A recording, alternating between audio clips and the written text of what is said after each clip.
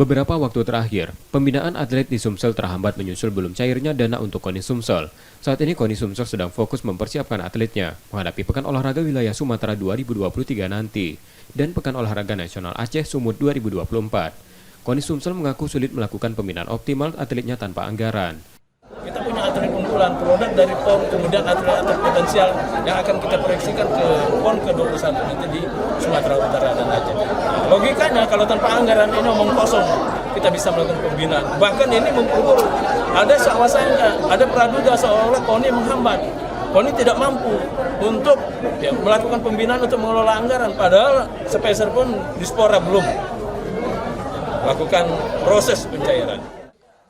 Pengajuan dana sebesar 73 miliar rupiah yang diajukan KONI Sumsel hanya disetujui 11,5 miliar rupiah. Nur Muhammad, Kompas TV, Palembang, Sumatera Selatan.